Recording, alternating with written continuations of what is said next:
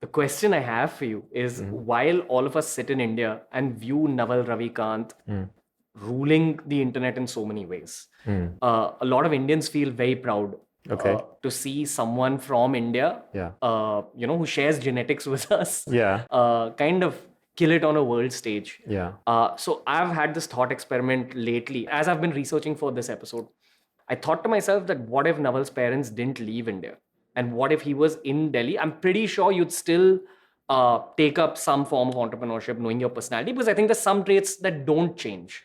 But then there's a lot that changes because of geography.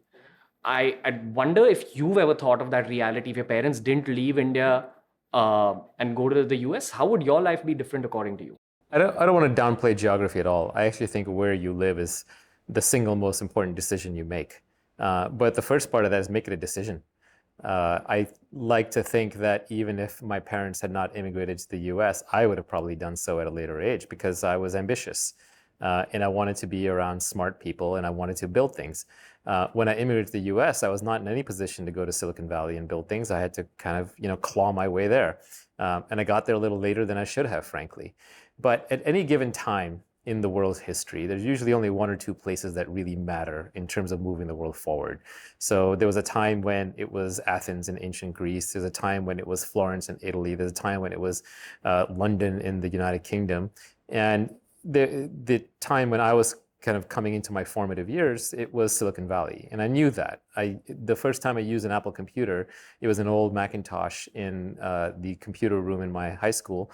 I just fell in love with it. And I just knew that I had to get closer to Apple. That was the thing that pulled me in. When I got to Silicon Valley, the first thing I did was, with my bags, I went in a taxi straight from the airport to Apple's headquarters and I wandered around.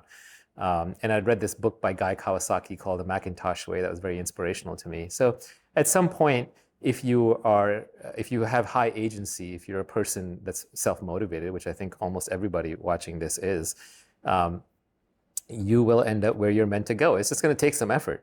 The universe drops plenty of opportunity around you, but it's not necessarily on your head. You have to walk over there and pick it up. Your podcast didn't build itself, for example. Counterfactuals are impossible to do. Like, yes, if you had immigrated to the US early, you'd probably be doing a podcast in the US. If you weren't born a podcaster, you found your way to being a podcaster.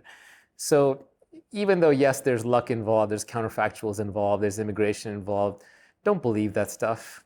It's better to just kind of take responsibility, both externally and internally. Externally for what you managed to do, and internally for how you feel about it. Like one of my little tweets to myself, and all the good ones are to myself, was, I and I alone am responsible for everything I think and feel. So for example, if I get mad at somebody about something, it's my fault. Why am I mad? Why am I making myself angry?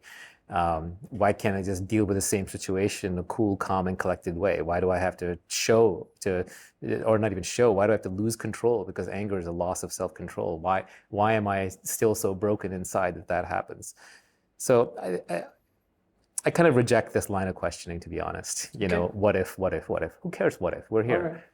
Hey, if you enjoyed this clip from the Ranveer Show, we've uploaded a ton of other clips related to a ton of other topics. So explore the channel because there's something for everyone.